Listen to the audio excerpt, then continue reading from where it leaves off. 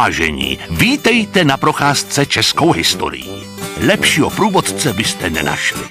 Jsem totiž český lev. Elišce Přemyslovně a Janu Lucemburskému se 14. května 1316 narodil syn. Tak tohle je budoucí český král a římský císař Karel IV. Zatím se ale jmenuje Václav. Milačku, ani nevíš, jak mě mrzí, že vás musím opustit, ale bitva nepočká.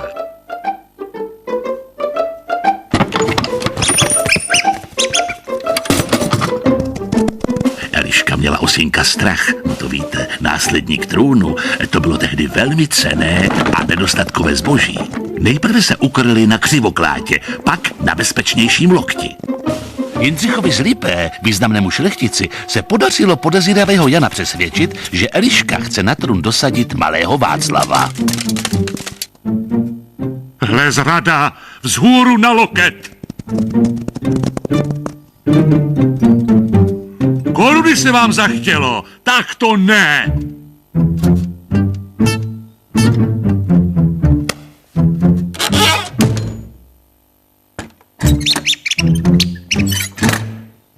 Pošlu Václava ke strýčkovi do Paříže.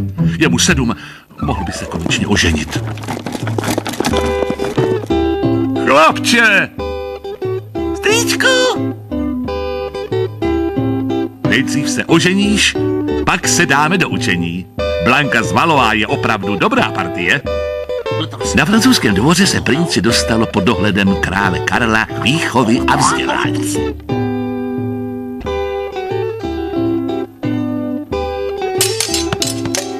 Princ přijal jméno svého královského strýce, Karel.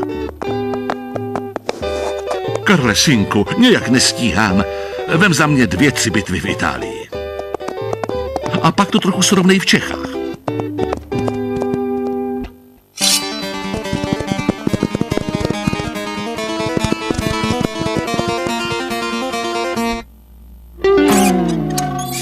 Tato země nevzkvétá.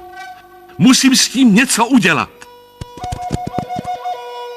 Karel se vrátil do Čech zatím jen jako zástupce svého otce. Bylo mu 17 let a čekala ho obrovská práce a oslnivá kariéra. Karel IV. Se vrátil po letech domů.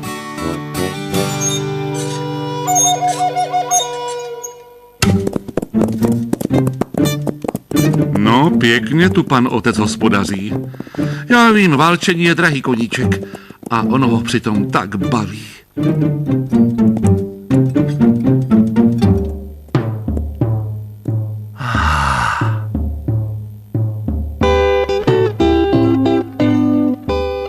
Hele, teď šéf vypadá jako Libuše. Všechno slyším. No, to bude hodně práce. Utíkejte! Utíkejte! Král si zase jede pro peníze! Ale to přece není král. Vypadá to, že tentokrát poslal synka. Zatímco se Karel snažil České království znovu postavit na nohy, jeho otec Jan stále vesele válčil po Evropě. Takovýhle projekt vyžaduje politickou podporu. Ještě, že se ze studií znám s papežem. Vzhůru do Avignonu!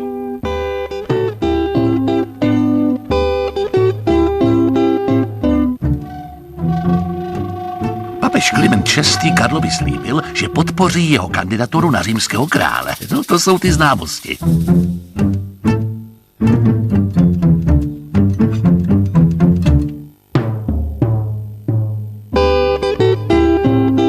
Teď, když jsem římský král, mělo by to jít jako po másle. V tomto roce padl v bitvě u Kresčaku Karlův otec Jan a Karel se stal i českým králem. Je úplně nová, ještě v záruce. Ale to ještě nebylo vše.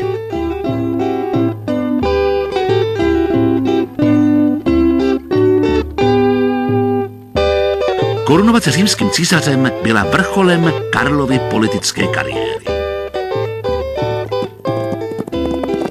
Ať je císař! Ať je král! Karel IV. Se stal nejmocnějším panovníkem Evropy.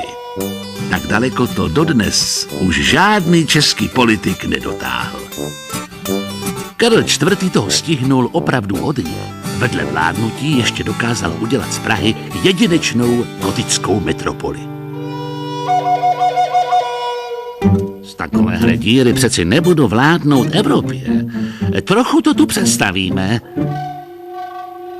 Pošlete pro Parléze.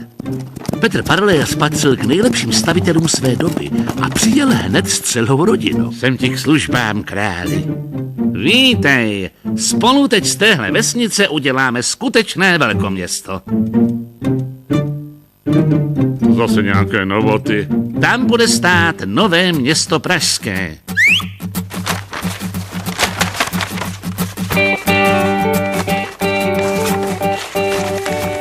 Skvělé, mistře, skvělé, tak vzhůru do práce.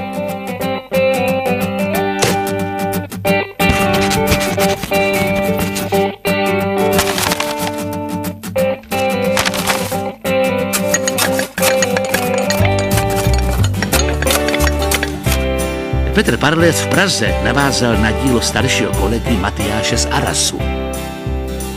Takové město potřebuje nové hradby a dostavět katedrálu a univerzitu a nejmíň 100 věží. Já vím, králi, katedrála jde pomalu, za to univerzita, ta se nám pěkně rozjela. Teď ještě, jak se bezpečně dostat z univerzity do katedrály a zpět. Most. Nový kamenný most. Vždyť to úplně pokazí historické panoráma. Ať si to ten Parléz postaví, ale někde jinde. Ne všichni stavbu zpočátku podporovali, ale i ti brzy pochopili svůj omyl. Měl ten středověk něco do sebe. Ty, mistře, pokračují v díle, já zatím založím Karlštejn a Karlovy, tedy mé Vary. Za Karla IV. Zažili Čechy svou dosud největší slávu. Dnes by se řeklo stavební boom, ale nic netrvá věčně. Římský císař a český král zemřel roku 1378 a s ním v Čechách skončilo i dlouhé období prosperity.